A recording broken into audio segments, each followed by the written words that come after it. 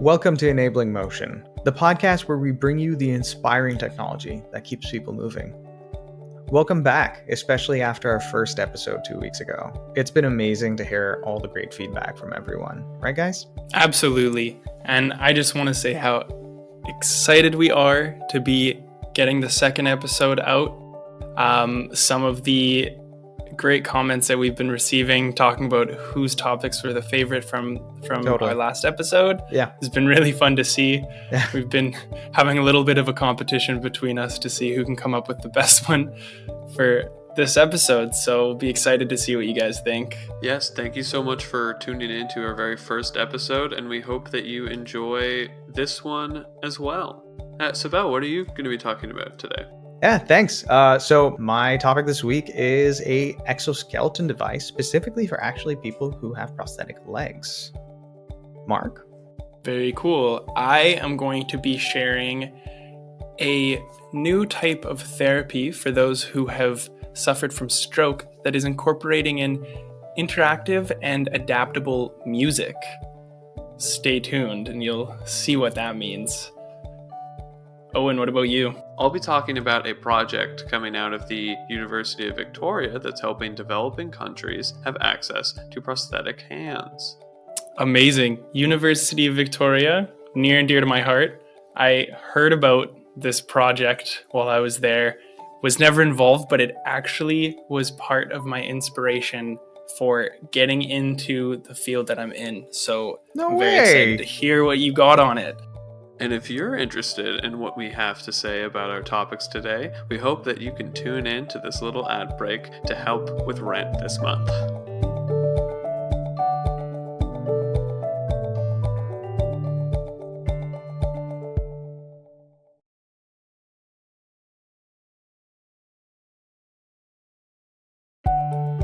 Welcome back. So, prosthetic legs are amazing tools that return essential functionality to patients.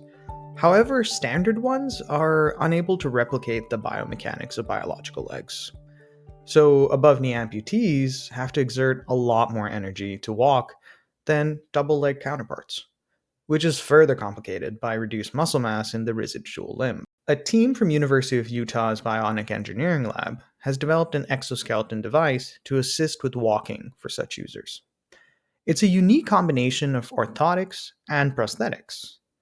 The lightweight device wraps around the wearer's waist and thighs and uses battery-powered electric motors and microprocessors to provide additional force to the affected leg. This reduced the participant's energy consumption by an average of 15.6%. It's the equivalent of taking off a 12-kilogram backpack that you're carrying around all the time. More impressively, it brought their overall exertion very close to the average person's energy expenditure when walking at the same speed.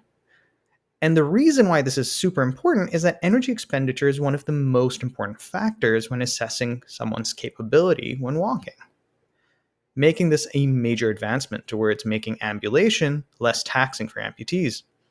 The device itself only weighs 2 kilograms and is very close to the center of mass, aiding stability. Following a nearly $1 million grant from the US government, which is a big indicator of success, a commercial version of the device could be released within the next couple of years. So, I think that's really exciting because it's one of the most interesting combinations of orthotics and prosthetics that I've ever heard about. That is such an interesting combination of both of those fields of now using a powered orthotic essentially to then help out someone who is using a prosthetic. I think that's a really cool combination. That is really cool. And you don't hear about those worlds kind of crossing over very much. No, and not really. Hearing you talk about this, it makes a ton of sense. It does. You want to maximize sort of the biomechanical effectiveness of a prosthetic device. Right. Implementing something like this is brilliant. Right. And, it's so interesting that we just, our courses, we were just talking about, energy expenditure while walking so recently. So I think that's super interesting that it was such a recent overlap. And one of the questions that I really had, and I couldn't find much information on, was that what about powered knee prosthetics? Because, at least on the University of Utah's page, they were showing that some of the participants had powered knees. And so I think that this means that even with powered knees, they're still able to help people there. And the idea that you're able to get it to so close to an original biological limb is insane. That's amazing. That's like the holy grail of prosthetics. So I'm amazed by this. The prospects are very exciting. I Right? agree with you there. That's Yeah. very cool. Yeah. Thanks, Marc. I think you had something really exciting as well today. I do. Okay. So, did you guys know that the humpback whale songs can actually create a type of culture that then spread across the ocean and have actually started to develop their own type of genre? What? No way. Very cool. So, of course, today I'm going to be talking about music and how music is being used to deliver therapy to those who have suffered from stroke. I'm going to be discussing a study coming out of the Aalborg University in Copenhagen, where PhD fellow Prithvi Kantan and his colleagues are developing a new technique for auditory biofeedback, where they use adaptive synthesized music to assist with stroke rehab. Now, getting feedback to our brain from all parts of our body is crucial for normal learning and functioning. Our organs are constantly updating our brains about internal state information through both chemical and electrical info, which is the basic mechanism that regulates homeostasis. In terms of motor learning and regular motor functions, our muscles are constantly updating our brains on tension, contraction speed, and force so that we can be well informed about limb position and so that we can better plan movements. We can also use our vision to provide additional body position and movement info. We also regularly implement error feedback information to better optimize our motor skills. Our brains are always predicting the outcomes of our movements and comparing them with actual outcomes. This allows us to output more useful motor programs. Because biofeedback is so important for learning and regular function, developing useful biofeedback tools can be extremely useful in a rehab setting. Oftentimes, internal feedback mechanisms can be impaired, resulting in lower quality feedback. One interesting new feedback tool being auditory feedback, where limb position and movement is translated into sound. While music has been implemented in many forms of therapy as a means to energize and motivate, auditory feedback therapies have not gotten off the ground in the same way. One major reason being that the current methods lack depth and aren't entirely aesthetically pleasing. Usually just monotonal bells or alarms that don't really give that interactive feel. This is why I think Canton's work is so fascinating. They've managed to translate biomechanical data into music. The beauty being that the music is adaptive and can change in tone, pitch, tempo, instrument composition, all in response to positional changes of the body, functionally reinforcing a mind-body connection through an additional sensory modality. Now, take a listen to their device at work. What we're hearing right now as the pitch and the tempo increase is actually the knee extending. And as it goes back into flexion, we can hear the pitch drop back down. With the speed of the extension and flexion, we're hearing the tempo increase and decrease. Now, the setup that we just heard has two inertial motion sensors, one proximal and one distal to the knee. When the sensors detect relative movement, they send the information via Wi-Fi to the processing software, where the information is integrated into the musical output. The team also demonstrates this tech for postural control and correction, even adding distortion to the music if unwanted ranges of motion are reached. Now, take a look over Canton's paper for a more in-depth look into the specific schematics. If you're really interested in the software side of things, they have it outlined very nicely. And I think you'll find yourself wanting one of these devices to generate a soundtrack to your own life. Yeah, that really sounds like a tagline for a set of headphones. Create a soundtrack for your own life. Yeah. Create a soundtrack for your own life. Yeah. Although that is kind of fun. Like, this segment sponsored by Raycon. Skull Candy. Redacted. Yeah, exactly. So, Marc, could you give us could you elaborate a little bit on how this would help rehabilitate someone with a stroke? Yeah, absolutely. So the idea essentially is that giving you something that can sort of map out your movements in a very interactive way. Right. Instead of just being told right or wrong with a buzzer or a little bell. Gotcha. Actually being immersed in the music, it gives you a chance to get kind of synced up with it, and then the feedback that's happening is much more interactive. Yeah. So you're not only aware of your motion if it's beyond the threshold of being unwanted or within the threshold of being wanted, you're more in tune with it the whole time. And so the important thing here was that mind-body connection. Your movements where your feedback mechanisms might be impaired, and oftentimes in stroke rehabilitation, you're needing to relearn how to do movements that you've been able to do your whole life, or there's not simple, but movements that you have historically been quite familiar with, where you are now needing to relearn, and having that real-time interactive feedback offers just a much higher, more elevated form of that feedback. Gotcha. And it's multisensory in a way compared to... In a way, yeah, because you're not only looking at it visually or just a simple tone. Now your rhythm, your systems that respond to music in the first place are being involved, right?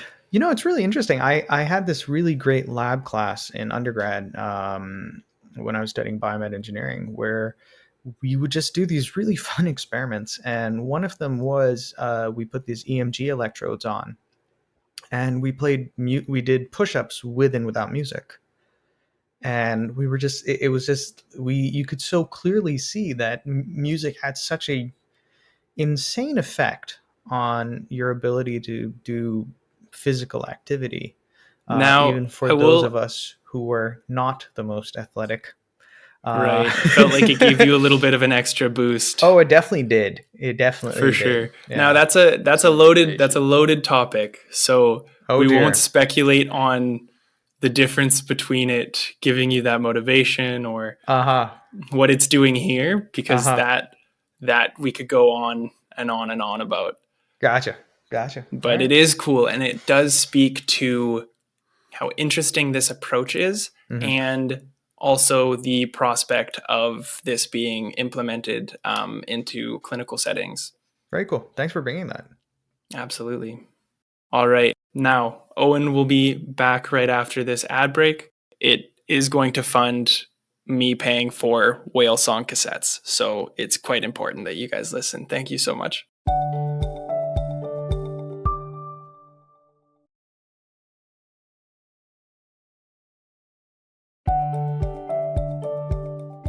Wow. Weren't those some great ads? Honestly, that's all I listen to podcasts for.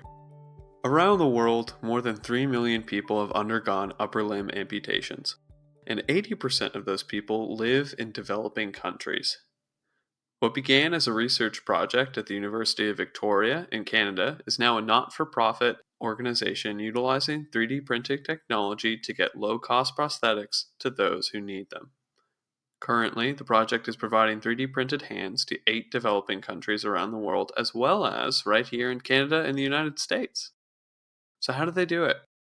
Firstly, they find a willing and able clinical partner in the developing countries, such as the Agile Development Group in Cambodia or the Healing Hands for Haiti, to provide clinical resources while the Victoria Hand Project trains them on how to construct their hands. The next step is to set up a 3D print center within the country. Here, a technician will be able to scan the patient's residual limb and 3D model and print a custom socket for that patient. Throughout this process, the Victoria Hand Project provides training, technology, and technical support to ensure the patients get the highest quality of prosthetics as possible.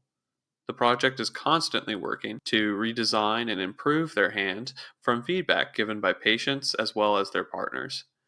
And since everything is being 3D printed all at once, these changes can be implemented almost immediately. Truly, the Victoria Hand Project is utilizing 3D printing technology to its fullest on this global scale. If you'd like to learn more about the project or how you can get involved, please go to their website, victoriahandproject.com. It's amazing stuff, Owen. Yeah. Yeah. Do you have any idea how many arms they've given out, by any chance?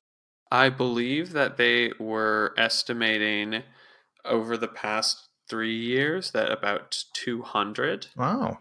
I believe that to date it's about 170. Wow. Okay. That's Yeah. significant, and it's all over the world.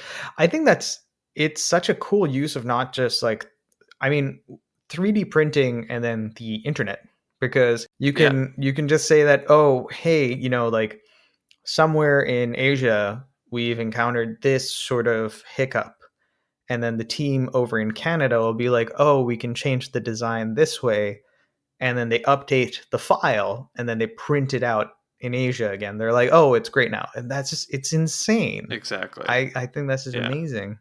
Yeah, the level of global collaboration on this one is really, really cool. It's amazing to see.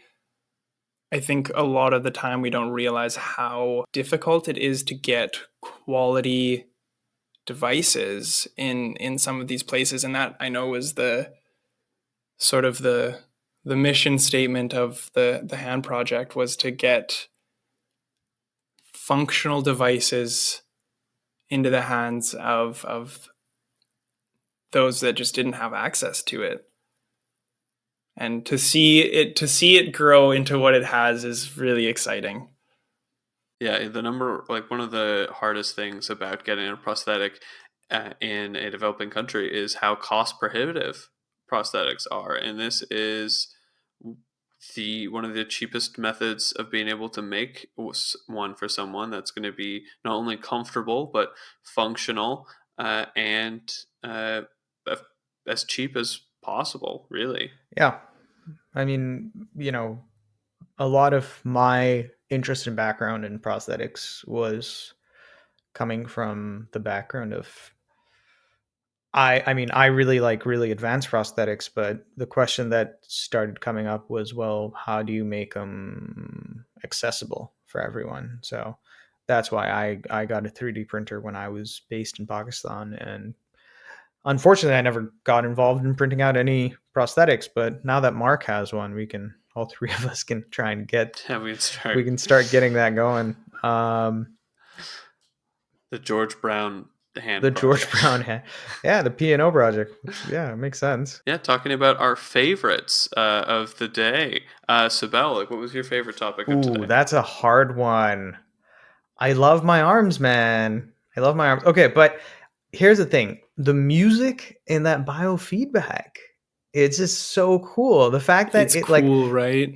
it's because it's not just changing tone. It's like actual music that's being remixed. I don't know. It's real music coming out of there. That's epic.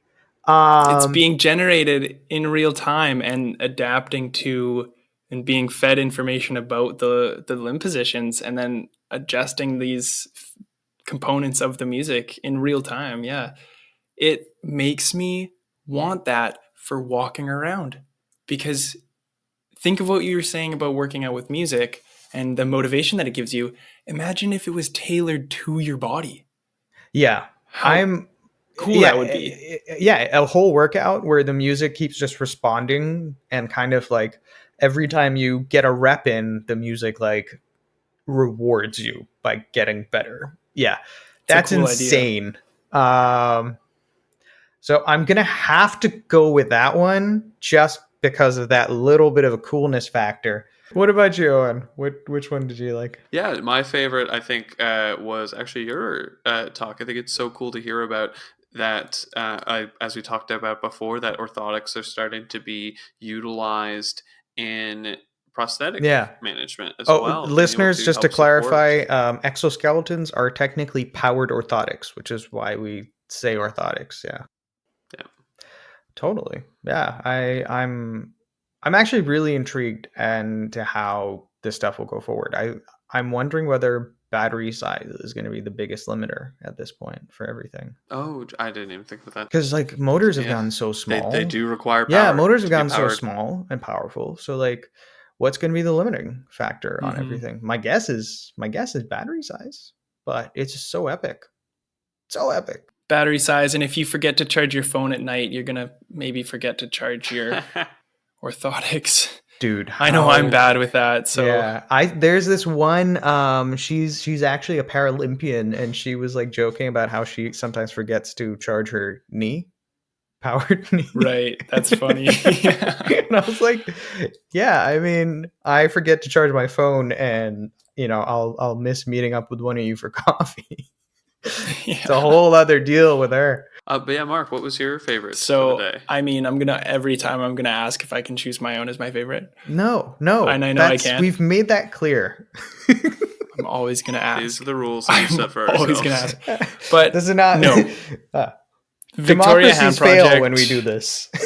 Victoria Hand Project, near and Alma dear, mater, alma mater. because I heard about it in my undergrad Yeah. and wasn't sure what I was doing with my life, and so I was never involved with it, but I watched as it progressed and heard about it, and it sparked this interest, and Mm, I absolutely attribute some of my motivation to be doing what I'm doing now to what they were doing there, and the amazing. importance of providing accessible, affordable devices in this field. I think is so important, even in North America.